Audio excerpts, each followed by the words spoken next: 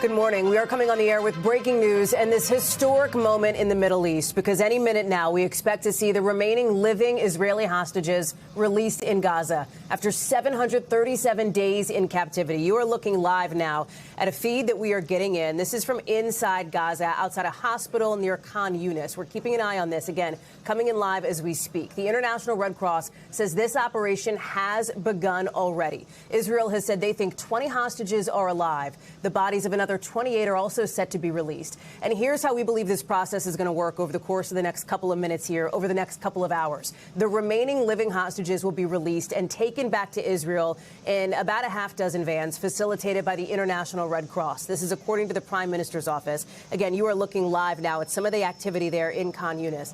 The Israelis say there's not going to be any kind of public display from Hamas during the release. Those hostages will then get their first proper medical care after more than 2 years of war. All of it is coming, of course, just days after Israel and Hamas reached that peace deal. This is the first phase. President Trump brokered that deal, and he is on Air Force One as we speak. He is on his way to the region. Later in the overnight hours, we expect to hear from him once he lands. Morning time there. That feed just went down. You are now looking at a live shot of Israel here. The president is also set to participate in a peace summit. I want to bring in our international correspondent, Matt Bradley, who is in Hostage Square in Tel Aviv. And, Matt, I understand that the Associated Press is now reporting that 7 hostages so far have been handed over from Hamas to the Red Cross, again, set to be brought back into Israel after 737 days in Hamas captivity. That announcement has just been made where you are, Matt? That's right. That announcement was just made right here in what's been christened Hostages Square by the Israelis. This is a really incredible moment. It's hard to describe the euphoria here in Hostages Square. Everybody keeps breaking out into applause and yelling. There's a huge monitor, as you can see in front of us, that's showing right now the pictures of some of these hostages. And as we said, 7 of them have been released now, and they are now in the custody of the Red Cross. They will be then moved over into other parts of the Gaza Strip. I understand that the IDF will be taking receipt of these hostages inside the Gaza Strip before moving them out of the Gaza Strip to the Reem Air Base. That's when they're going to be going through triage. Medical personnel will be evaluating them before they're dispatched to other hospitals throughout Israel to receive further treatment. Now, the last we saw of these hostages were in Hamas propaganda videos that showed them emaciated and begging for their lives, begging President Trump and Prime Minister Benjamin Netanyahu to let them go. And now we're seeing that moment has finally arrived, almost 2 years to the day since they were first taken. In this square right now, you can see ever since October 7th of 2023, there's been a clock. You can't see it now because it's obscured by all of these Israeli flags in this moment. That clock now shows well more than 700 days since these hostages were taken. And I got to tell you, Hallie, the clock here at Hostages Square is still climbing by the second. It's not going to stop until all of the hostages have been released and the conflict is finally over. But everybody here feels as though that is about to happen. You're seeing applause once again. Everybody is Matt, we hear that cheering in Hostage Square behind you. We had just had that. Hallie, the IDF have just announced to the square that they have receipt of the hostages. So those first 7 hostages have now been taken over, and they're now in the custody of the Israeli Defense Forces, where they will be moved to another location. We heard that cheer erupt behind you, Matt, as that was announced. That's right. And we're looking live, just so viewers understand, at Khan Yunis, where we are seeing more activity here. Matt, help us understand this, because initial reports from the Israeli Prime Minister's office had been that all of the remaining living hostages, about 20 of them, would be released all at once. Has something shifted? Did something happen in the course of the last couple hours that this is now going to be more piecemeal than originally anticipated? Yeah, Hallie, all of this is a moving target. The list of Palestinian prisoners in Israeli jails has been changed multiple times up until the last minute. All of this is still really And that's what makes this such a nail biter. All of these situations are being changed up until the very last minute. Now it sounds as though there are multiple locations throughout the Gaza Strip where we're going to be seeing this handover as opposed to just one. It's not going to be, as you mentioned, all 20 at once. We're seeing them coming out in clusters. Another interesting thing to note as we're looking at the screen here of what's going on, and now this crowd is being shown Al Jazeera, which is interesting because that is a strictly prescribed channel in Israel. It's illegal, really. But we're seeing that now. We're seeing these images of the Gaza Strip. The Hamas fighters who are there handing over these hostages, they're not in the uniforms that they were wearing in previous handover ceremonies. The Israeli government has made very clear they do not want to see the kind of handover ceremonies where the hostages were paraded in front of, Palestinians in the Gaza Strip, where they were given sort of like diplomas or sort of certificates for their captivity. This time, this is a much more muted ceremony. It's happening at the break of dawn. It's clear that the Israelis are insisting that they don't want this to become a spectacle in the Gaza Strip. But here in Israel, here in Tel Aviv, it very much is a spectacle. Matt Bradley, live for us there in Hostage Square. I'm going to ask our team in the control room to see if we can pull up both of those live shots there. Israel on the one side, Gaza on the other side, because it is an historic moment here. Our Danielle Hamamjian is also in the region. I'm going to ask Matt to stand by for a second. And Danielle, these images that we are seeing, the beginnings now of this hostage release. The remaining 20 hostages believed to be alive. The bodies of another 28 set to be released in the coming days. And then the second phase of this peace deal will presumably go into effect. President Trump on his way to the region for this peace summit with key leaders in the region and from around the world as well. As it is not an understatement, Danielle, to say that the world is watching every moment of this right now.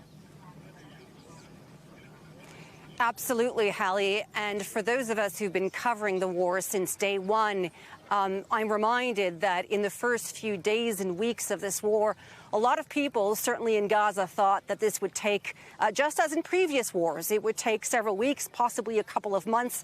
But as soon as January 2024 came around, there was talk that this could last a year. Well, here we are more than 2 years later, nearly 70,000 dead on one side, and on the other, a nation psychologically still trapped in the trauma of October 7th.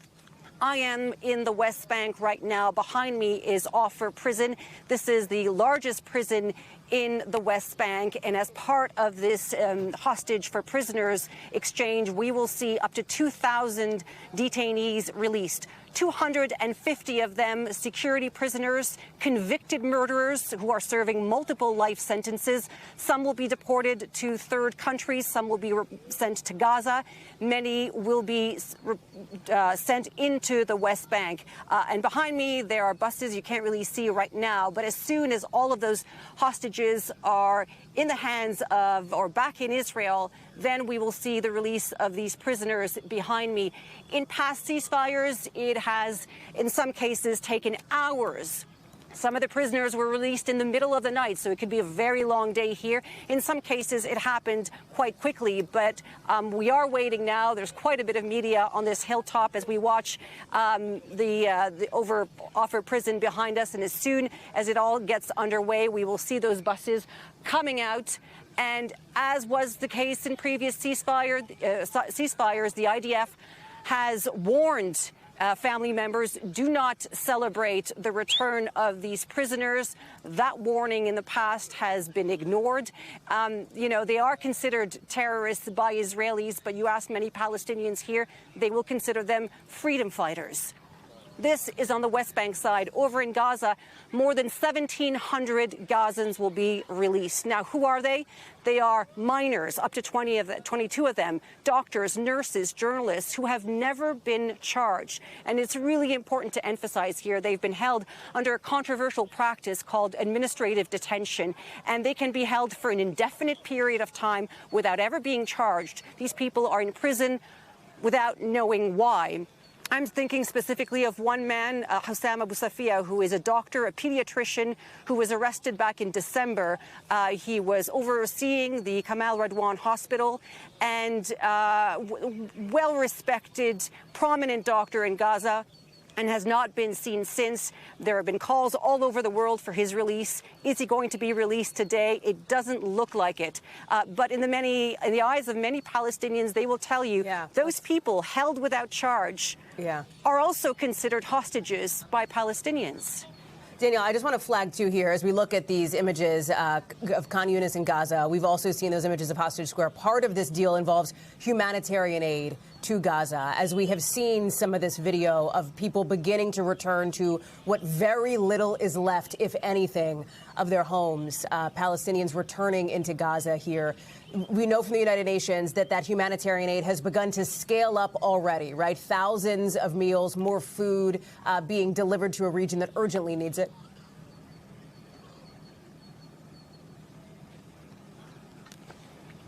I've lost audio. And Danielle has lost our audio, so let me go to Gabe Gutierrez, who is standing by for us live. And Gabe, we'll get back to that point on humanitarian aid, but that is part of the deal that President Trump helped to broker, along with his Middle East envoy, other members of his administration, as he right now is in the air. He's on Air Force One. He is heading to the region here for some critical discussions, that peace summit. He is going to address, obviously, members of the Israeli parliament, Gabe, as this is a potentially historic moment for him as well. Oh, certainly, Hallie. And look, just within the past few moments, White House officials are calling this a new dawn in the Middle East. And the president speaking to reporters aboard Air Force One, actually giving an interview to a reporter from Axios, saying that this could be the biggest thing that he's ever been involved in. Certainly, the president, throughout his administration, has wanted to make this a centerpiece of his foreign policy. And as you said, he's on board Air Force One, will be spending about 8 hours, less than 8 hours or so, in the region, then addressing the Israeli parliament before that peace summit in Egypt. Now, something that happened a few hours ago, Hallie, that was interesting. The president saying multiple times that he believed that the war is over. He said so in no uncertain terms. Now, that does seem to contradict a bit the Israeli Prime Minister Benjamin Netanyahu, who shortly before that said that the military campaign here was not over, that there were still some security challenges ahead. And certainly, Hallie, that brings up many questions once we get past this first phase of the hostage release. What happens next? The International Security Force, for example, the governing body then that's supposed to look over the next phases of this ceasefire agreement. The president not getting into too many details on that thus far, but he did say to reporters that he did feel confident that this ceasefire would hold. He also thanked, of course, his team, his son-in-law, Jared Kushner, his special envoy, Steve Witkoff, who were in Israel earlier this weekend. President Trump is expected to get a hero's welcome of sorts in Israel. His name was cheered by the crowd that was gathered at Hostage Square over the weekend while Israeli Prime Minister Benjamin Netanyahu, as Steve Witkoff was speaking. Netanyahu, though, was booed. So, again, White House officials calling this a new dawn in the Middle East as we await the president to land in Israel and address the Israeli parliament. And we're looking at those live pictures as more hostages are set to be released. We're now hearing from the IDF that Israel now has custody of 7 hostages. Hallie. Gabe, we're going to take a beat in just a minute to let other stations join us here. But before we do, I want to pull on an important thread there. The President Trump, on his way to the region, insisted repeatedly that the war is now over. That is not necessarily a sentiment that has been echoed by the Israeli Prime Minister Benjamin Netanyahu, at least not to this point.